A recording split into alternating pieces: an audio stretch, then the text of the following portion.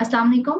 I am Research Associate Rabia Anwar at the Center for Law and Security, and I warmly welcome our distinguished guests at this webinar session today. So, today we are going to discuss the recent India Pakistan tensions and how it has been fought on multi fronts, and media is one of them. And to discuss this critical subject, Media for, we have two distinguished guests. Mr. Rahman Azhar, Executive Director of Class and prominent broadcast journalist, and Mr. Salman Javed, who is a political analyst, a prominent social media personality, and Director, Pak Afghan Youth Forum. I welcome both of you, sir. Thank you for joining. And without further ado, sir, I would like to ask my first question. Sir Rahman, मैं आपसे इस discussion का आगाज करना चाहूंगी. Sir, what role Indian media has played during this entire episode in shaping Indian public perception and shaping narratives? क्या आप इसको Indian jingoism की तरफ इशारा देंगे या फिर it was patriotism? Right. Thank you so much, Rabia, for inviting Salman Saab as well. और I'm looking forward to hear his thoughts on this as well. लेकिन मेरा ख्याल है इंडियन मीडिया को थोड़ा सा जरा let me with Salman sir permission हम होस्ट हैं लेकिन ये कि let me just set the stage a little bit और उसके बाद the floor will be yours Salman साहब. देखिए इंडियन मीडिया ने जो कुछ हमने इस सारी एपिसोड के अंदर देखा वो कुछ नया नहीं था. और इंडियन मीडिया जो नॉर्मली इवेंट्स की जिस तरह से कवरेज करता है वो इसी तरह से जो है वो करता है. आप उनकी किसी भी इंडिया में more than there are 487 plus जो है वो न्यूज चैनल्स और डिफरेंट चैनल्स हैं जिनमें उनके लोकल चैनल्स भी जो है वो शामिल हैं. इसमें अंग्रेजी के चैनल्स भी हैं, गुजराती हैं, पंजाबी हैं, उनकी लोकल लैंग्वेजेस बहुत सारी हैं. तो वहां पर जो अगर आप देखें तो वहां पर जो नॉर्मल जो कवरेज है जो इंडिया में एक स्टाइल ऑफ कवरेज है वो इससे मिलता जुलता ही है.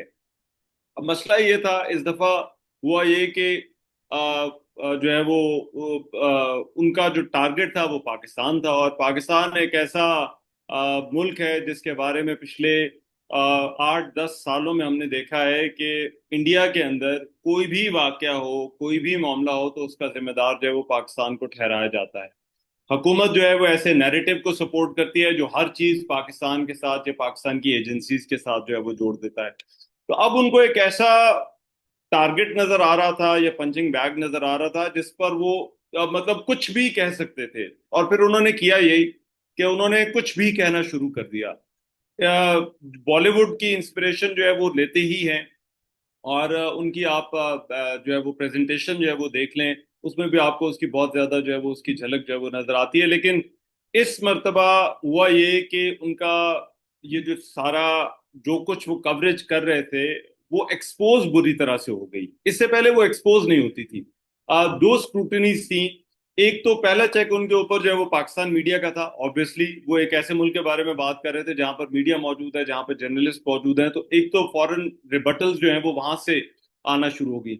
और दूसरा फिर इंटरनेशनल मीडिया स्टेप्ड इन. असल में हमें हमारी शायद उनको इतनी टेंशन ना होती लेकिन जब इंटरनेशनल मीडिया ने ये कहना शुरू कर दिया कि ये तमाम के तमाम जो चीजें हैं वो झूठ हैं तो उनको फिर ज्यादा जरा जो है वो सुक्की का सामना करना पड़ा. So I think this is how you define के इंडियन मीडिया जो करता था वो पहले भी मोर और लेस ये करता था लेकिन इस पर तो एक तो पाकिस्तान की वजह से वो थोड़ा सा आगे चले गए और दूसरा वो झूठ बोलते थे लेकिन वो झूठ उनका थोड़ा पकड़ा भी गया. ये जो चीज थी वो इस मरतबा जो है वो उनके लिए थोड़ी सी जरा डिफरेंट थी. और दूसरी एक चीज मैं हमेशा कहता हूँ कि इंडियन सोसाइटी के लिए या इंडियन मीडिया के लिए शायद वॉर कवरेज या कॉन्फ्लिक्ट कवरेज जो है उनके पास वो एक्सपर्टीज या वो एक्सपीरियंस नहीं है. पाकिस्तान का मीडिया, पाकिस्तान का चाहे सोशल मीडिया हो, पाकिस्तान का मेन स्ट्रीम मीडिया हो, पिछले हम 20 सालों से तकरीबन हम यही काम कर रहे हैं. हम इसी कॉन्फ्लिक्ट को जो है वो कवर कर रहे हैं. अब हम ऐसे न्यूज को कवरेज कर रहे हैं जहां पर धमाके होते हैं, दहशतगर्द मारे जाते हैं, अपने फौजी जवान भी जो है वो हमारे शहीद होते हैं, फिर लोगों की कैजुअलिटीज जो है वो होती हैं. तो हम ये इस तरह के बड़े बड़े जो इंसिडेंट्स हैं उनको कवर कर चुके हैं. शुरू में हमारे मीडिया ने भी गलती की लेकिन वो आहिस्ता आहिस्ता जो है वो मैच्योर हो गया. तो हमारा मीडिया, पाकिस्तान का जो मीडिया है वो उसके पास एक एक्सपीरियंस भी है, उसके पास थोड़ी मेच्योरिटी भी है और उसके पास रिस्पॉन्सिबिलिटी भी थी as far as this conflict was concern, जो कि इंडियन मीडिया के पास नहीं थी। Very right sir, very well explain. Sir Salman, मैं आपसे इस पर जानना चाहूंगी कि पाकिस्तान मीडिया ने इसको कैसे रिस्पॉन्ड किया, इस एंटायर एपिसोड को, और पाकिस्तान की पब्लिक की परसेप्शन को पाकिस्तानी मीडिया ने कैसे हैंडल किया। Thank you so much for inviting me once again. I hope I'm audible. जी यस। जी जी। Sometimes I feel कि ना एक अच्छी फिल्म इंडस्ट्री ना होना भी शायद ब्लेसिंग इन डिस्गाइज है, क्योंकि आप होता क्या है कि बहुत ज़्यादा एक ऐसे डिज्नीलैंड के अंदर रहना शुरू कर देते हैं, जिसमें आपको लगता है कि हर दफ़ा आप ही जीत रहे हैं, आप घुस रहे हैं, आप घुस के मार रहे हैं, वगैरह वगैरह, इस तरह के जितने भी नोशंस हैं.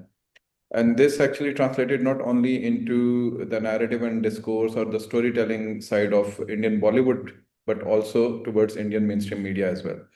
और अगर आप मोदी साहब का भी एक रीसेंट बयान है जो उन्होंने एक इलेक्शन रैली के अंदर दिया, जिस पे काफ़ी लेदे भी हुई, जिसमें उन्होंने कहा जी रोटी खाएं पाकिस्तान की यूथ, वरना मेरी गोली तो है ही.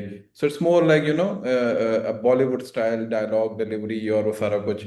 So they are more so in living in a kind of euphoric mindset, जिसके अंदर वो ये समझते हैं कि भारत माता के बाद जो कुछ भी है वो सब कुछ उनके आगे से नगू होने के लिए बस तैयार खड़ा हुआ है. इस चीज को जब एक धचका पहुंचता है, एक शॉक पहुंचता है, first it was back in 2019 and now again, और इस बार 2025 में तो कुछ ज्यादा ही हो गया उनके साथ, उनके 6-7 जहाज भी गिर गए. तो उस वजह से वो उस शॉक वेव को एब्जॉर्ब नहीं कर पाए and then they started reacting. So very well explained by Rahman sahab के उन्होंने फिर किस तरीके से उसको रिएक्ट किया. So what Pakistan is did, now there is a difference in attitude being nations as well. We are prone to such kind of conflicts, like Rahman Sahab said that we are facing such kind of conflicts for the last 25 years now, and even before that as well. Sectarian conflicts भी हमारे चल रहे थे, फिर उससे पहले Soviet war भी चल रही थी, फिर उससे पहले हर डिकेड के अंदर पहले 71 का वाकया हुआ, फिर उससे पहले 65 की जंग हुई. So there is a kind of maturity within the nation of Pakistan. So हम लोग जो है वो बहुत ज़्यादा chill mode के अंदर आके response करना शुरू कर देते हैं. And this is actually what happened. So meme wars started, or like always, Pakistan, outsmarted and outmaneuvered, and so much so I was, going through X on that particular night after 2 days actually after Pahalgam, जब India ने वो threat करना शुरू किया. तो Indians were frustrated, Indian journalist were frustrated कि यार तुम लोग सीरियस क्यों नहीं होते.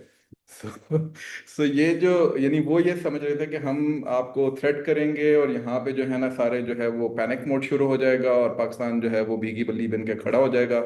सो that was the first kind of response which actually went out there. तो दैट सेट द टोन, और उसने फिर पाकिस्तान की एक पूरी जो मीडिया वॉरफेयर है उसको एक नई जहद भी दी. There's an interesting element to this as well. And apart from Pakistan, when Pahalgam happened and India started threatening Pakistan, so we were sitting and we were like, यार इस बार ना narrative के side के ऊपर हम लोग बहुत weak होंगे, because there is a certain kind of political polarization in the country. एक establishment के साथ या फौज के साथ उस तरीके का एक वो नहीं है, इस वक्त आवाम का प्यार मोहब्बत नहीं है, तो शायद वो वाली चीज़ आपको शायद नजर ना आए. But to my surprise what happened, and initially ऐसा कुछ हुआ भी, कुछ हमारे जर्नलिस्ट ने इस तरह की हरकत, मैं I would call them so called journalist, उन्होंने कुछ इस किस्म की हरकत करने की कोशिश भी की, but it quickly died down. Why? No, India miscalculated over here, and Pakistan के लिए I call it a divine intervention for Pakistan on the media and narrative side. So what happened is कि चूंकि गजा की वजह से ऑलरेडी पूरी दुनिया के जो मुसलमान हैं जनरली, और पर्टिकुलरली और जनरली लोगों का, यानी जो किसी भी ह्यूमैनिटेरियन ग्राउंड के ऊपर गजा के कॉन्फ्लिक्ट को देख रहे हैं, उनका एक मूड सेट हुआ है ऑलरेडी.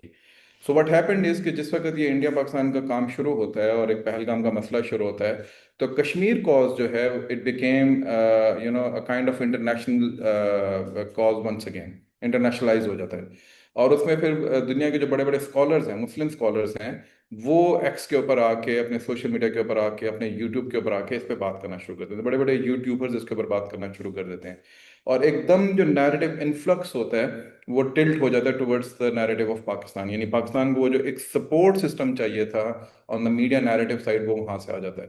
व्हेन दैट केम इन, उसके बाद आपका कॉन्फिडेंस आप देखते हैं कि आपके मीडिया का भी, आपके लोगों का भी वो एकदम बूस्टअप होता है, और उसके बाद फिर इंडिया को जिस तरीके से रिस्पॉन्स करते हैं।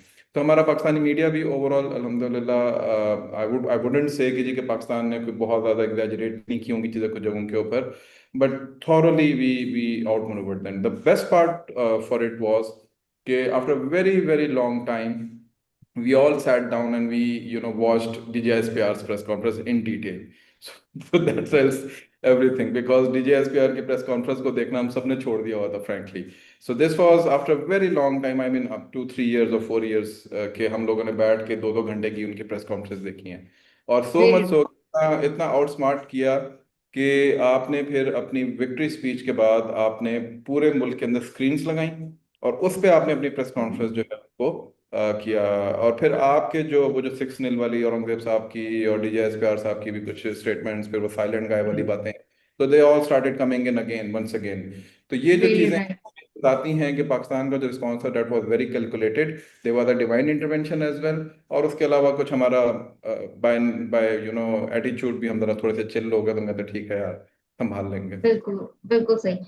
सर रहमान, इंडिया का जो ये एक एग्रेसिव स्टांस है इंडियन मीडिया का, ये पॉलिसी मेकिंग एनवायरनमेंट को कैसे अफेक्ट करता है, और आपके असेसमेंट के मुताबिक रीजनल पीस एफर्ट्स को ये किस तरीके से अफेक्ट करता है और करता रहा है?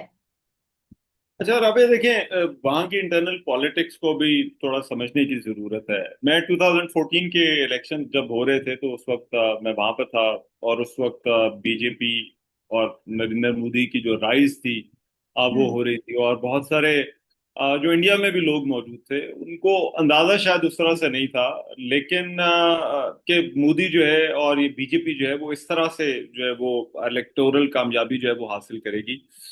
लेकिन जब वो रिजल्ट्स आए तो उसने जो सारे जो बड़े बड़े इंडिया के जो सियासी पंडित थे उनको भी हैरान करना शुरू कर दिया। लेकिन बेस्ड ऑन माय एक्सपीरियंस हमें उस वक्त फील होना शुरू हो गया था कि जो हिंदुत्वा की जो वेव है, ये एक वेव जो है वो नजर आ रही है। दिस वाज बैक इन 2014, एक पब्लिक के अंदर जो है वो नजर आ रही थी। मुसलमान थोड़ा लिबरल एलिमेंट जो इंडिया के अंदर मौजूद होता है वो बैकफुट पे जा रहा था, और ये ज्यादा से ज्यादा एग्रेसिव हो रहे थे। 2014 के बाद हुआ क्या कि उन्होंने मीडिया, और मीडिया जब मैं कहता हूं तो उसमें बॉलीवुड भी शामिल है, उसको टेक ओवर जो है वो करना शुरू कर दिया। बड़े बड़े इंडस्ट्रियलिस्ट जो है वो बीजेपी के साथ आकर जुड़ गए, और फिर जो है वो जब वो आकर जुड़े तो उन्होंने जो मीडिया की जो ओनरशिप्स थी वो उनके साथ आना शुरू हो गई। और आहिस्ता आहिस्ता इंडिया, जो कि ये कहता था कि उनका जो कॉन्स्टिट्यूशन है वो लिबरल है, सेकुलर है, एक आउटलुक वो कहते थे कि दुनिया की सबसे बड़ी जमहूरियत है, तो वो सब चीजें जो है वो आहिस्ता आहिस्ता बदलना शुरू हो गई। और उनकी आप देखें कि उसके बाद इंडस्ट्री की भी एक शिफ्ट आती है। एक जमाना था बॉलीवुड में बड़ी क्रिटिकल फिल्में भी बनती थी, लेकिन आपको 14-15 के बाद वो एक फार्मूला फिल्में जिसमें जो है वो फौजी दिखाते थे, और जिसमें कश्मीर के हवाले से उन्होंने एक और नैरेटिव जो है वो करना शुरू किया, जो कि अभी हम 18-19 के अंदर जो है वो देख रहे हैं। वो बिल्कुल ही एक एंटी मुस्लिम और एंटी जो है वो पाकिस्तान नैरेटिव के साथ जो है वो फिल्में बनती हैं। ये फिल्में को बहुत ज्यादा वहां पर हालांकि ये चलती भी नहीं है, लेकिन ये बन रही हैं। तो उनका जो पूरे का पूरा जो फोकस था वो ये कि उसके साथ अलाइन होना शुरू हो गया, और उसकी पॉलिसी के दो बड़े अहम जो है वो उनके जो है वो पर्सपेक्टिव थे। नंबर वन पर्सपेक्टिव ये था कि एंटी पाकिस्तान, और नंबर टू उसका जो पर्सपेक्टिव था जो हिंदुत्व आइडियोलॉजी का वो है एंटी मुस्लिम। तो अब ये जो दोनों जो चीजें थी वो पाकिस्तान के हवाले से जो है वो अलाइन होती थी, और यही चीज उनके मीडिया ने लाइन अडॉप्ट करना शुरू कर दी। सिर्फ पाकिस्तान के हवाले से नहीं, आप इंटरनली देखें, इंटरनली उनकी जो कवरेजेस हैं, इंटरनली जो वो जिस तरह से चीजों को डिस्कस करते हैं, उसके अंदर एंटी पाकिस्तान ना सही लेकिन एंटी मुस्लिम एलिमेंट जो है वो जरूर नजर आता है। तो बीजेपी की पूरी पॉलिटिक्स जो है वो इसके ऊपर बेस करती है। उन्होंने जो है वो इसको तो आहिस्ता सर, ये आहिस्ता हम कह implement सकते हैं कि ये उनकी गवर्नमेंट के इंटरेस्ट में है टू सेंसिटाइज पब्लिक और एंटी पाकिस्तान और एंटी मुस्लिम नरेटिव बिल्डअप देखिए, करना। मैं एक चीज तो हमें यहाँ पे समझनी चाहिए कि जहां की भी प्रेस होती है वो उस मुल्क की फॉरेन पॉलिसी लाइन को जो है वो देखती है, और उस मुल्क की फॉरेन पॉलिसी लाइन के बहुत ज्यादा अगेंस्ट नहीं जाती। ये मैं हर मुल्क की बात कर रहा हूँ। आप even papers like New York times वगैरह और वॉशिंगटन पोस्ट को भी उठा के देख लें तो वो अमेरिका की जो फॉरेन पॉलिसी की जो जो अप्रोचेज हैं या टिल्ट है उससे को बहुत ज्यादा लेफ्ट राइट जो है वो नहीं जाते। यही हाल ब्रिटेन के अंदर भी है, यही हाल बाकी मुल्कों के अंदर भी है। लेकिन जो है वो भारत के अंदर जो हुआ है कि भारत के अंदर तो बाकायदा देश वेंट वन स्टेप अहेड। वो सिर्फ फॉरेन पॉलिसी के ऊपर नहीं बल्कि जो डोमेस्टिक पॉलिसी है उस पर भी जो है वो बीजेपी की जो है वो लाइन जो है वो उसको टोक करते हैं। तो ये एक ऐसा इशू था जिसमें इंडियन मीडिया ने जब आप ये देखिए, हैरान कुन बात ये थी कि हम यहाँ पर पाकिस्तान में बैठे हैं, हमारे जितने जो जर्नलिस्ट हैं वो यहाँ पर बैठे हैं और हमें कुछ मालूम नहीं कि क्या हो रहा है। हमें मतलब बाहर तो कुछ हो ही नहीं था रहा, जाहिर बात है। और वहां पर तो ये बताया गया कि फौज जो है वो लाहौर पहुंच गई है, कराची तबाह हो गया है, इस्लामाबाद तबाह हो गया है, शहबाज शरीफ बंकर के अंदर चले गए हैं, आर्मी चीफ को अरेस्ट कर लिया गया है।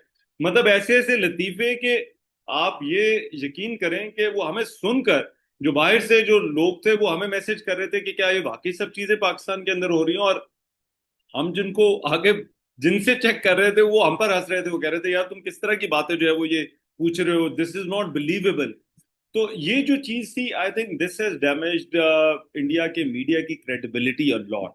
और मैं जब ये बात कहता हूँ ना कि सिर्फ पाकिस्तानी मीडिया नहीं, ये बाहर के मीडिया ने भी देखा, बाहर के जो जर्नलिस्ट वहां पर थे उन्होंने भी जो है वो देखा। तो ये तमाम की जो तमाम चीजें थी, ये हो नहीं सकता कि ये स्टेट की पैट्रनेज या जो उसकी जो ब्लेसिंग के बगैर जो है वो हो रही है। तो इसमें मेरा ख्याल है जो है वो उनको लगा था कि जो हमें हमारी इतलात है, उनको लगा था कि इस तरह से करके, क्योंकि दरमियान में एक मौका आया था, इसकी वजह भी मैं आपको बताता हूँ क्या थी कि इनको भारत ये तासुर देना चाह रहा था कि पाकिस्तान ने जो रिस्पॉन्ड करना था वो रिस्पॉन्ड कर लिया और हमने जो है वो पाकिस्तान को जवाब दे दिया। ये मैं आपको 7 और 8 की दरमियानी रात की जो है वो बता रहा हूँ। 6 और 7 को उन्होंने पहला किया, उसके बाद 7 और 8 को जब ये अगले दिन जो है वो उन्होंने ये प्रोवोकेशन जो है वो की। तो वो ये तासुर ये देना चाह रहे थे कि जैसे पाकिस्तान ने रिस्पॉन्ड किया और हमने जो है वो जाकर जो है वो पाकिस्तान के अंदर जो है वो तबाही जो है वो कर दी और उसके बाद जो है वो ये मामला जो है वो खत्म हो गया। लेकिन पाकिस्तान की तरफ से कहा गया भाई मामला तो अभी खत्म नहीं हुआ, अभी तो 9 और 10 वाली दरमियानी रात आनी थी। तो ये जो चीज थी, ये उनके मीडिया के लिए भी बैकफायर कर गई, उनकी स्टेट के लिए भी बैकफायर कर गई और इसको हम सब ने देखा। तो सर ये डिप्लोमेटिक पीस एफर्ट्स को भी इसी तरीके से हैम्पर कर रही हैं या इफेक्ट कर रही हैं इंडियन मीडिया की जो एक्टिविटीज हैं, ये प्रैक्टिसेस हैं जो जो हमेशा से चलती आ रही हैं? देखिए वो तो करेंगे, एक तो उनकी डोमेस्टिक पॉलिसी का हिस्सा है। अब इलेक्शन आ रहे हैं तो ये हो नहीं सकता कि वो कहें कि पाकिस्तान के साथ अमन होना चाहिए, क्योंकि जिस दिन उन्होंने ये कह दिया उनकी सियासत जो है वो डैमेज होगी। तो ये तो होगा नहीं, तो इसलिए मेरा ख्याल है वो इसको बढ़ाएंगे, आगे लेकर चलेंगे। बिल्कुल। सर सलमान, जैसे कि अभी सर रहमान ने बताया और हमें पता भी है कि इंडियन मीडिया की क्रेडिबिलिटी जो है वो बुरे तरीके से डैमेज हुई है, राइट? उसकी प्रोफेशनलिज्म और एक ओवरऑल इमेज इंडियन मीडिया का। सर डू यू बिलीव कि ये इन नियर फ्यूचर या इन फ्यूचर ये रिवर्स हो सकेगा, जो हाइपर नेशनलिज्म या एक हाइपर नेशनलिस्ट मीडिया ने जो जन्म लिया इंडिया में, ये कभी रिवर्स हो सकेगा या ये ऐसे ही चलेगा? इंडियन मीडिया की क्रेडिबिलिटी का आप अंदाजा इस बात से लगाएं कि back in 2014 I was called by someone who was deputed at LOC from the forces side।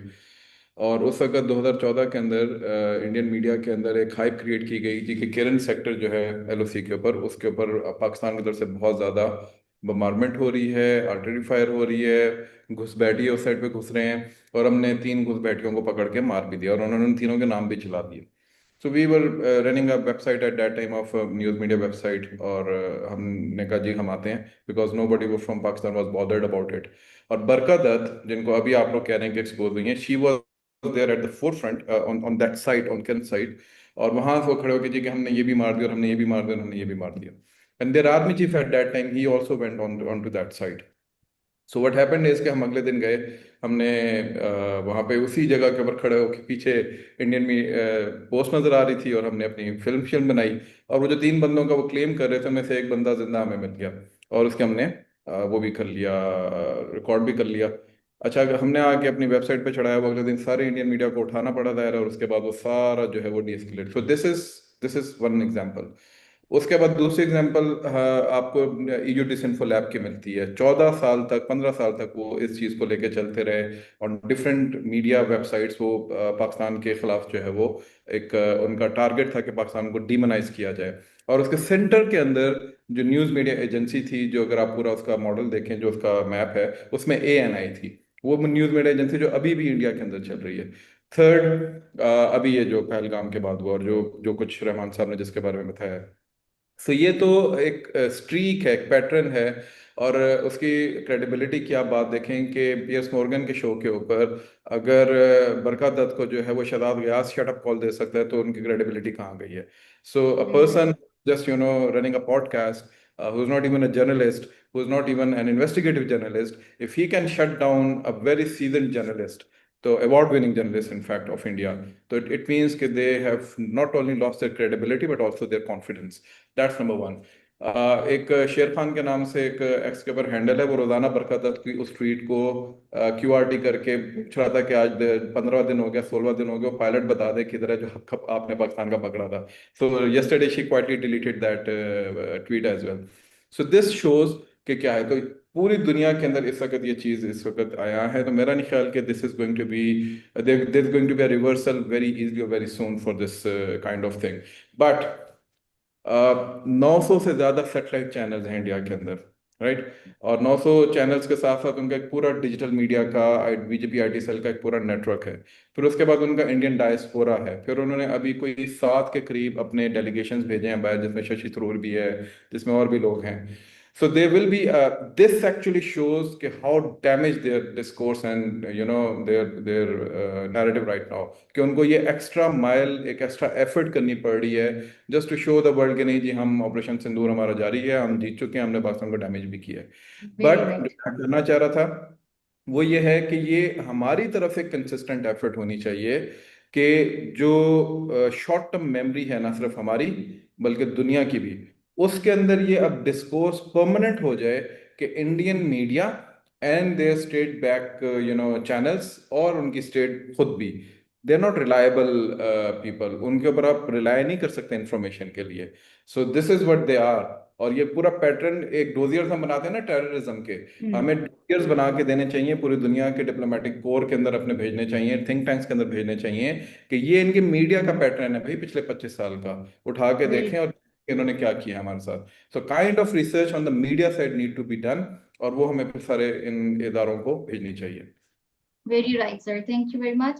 With this, I would like to conclude this session, and I would like to thank both of you for such an insightful discussion, sir. Thank you very much. Thank you so much, Salman sir. Thank you, sir. Thank you, Allah Rabia. Hafiz.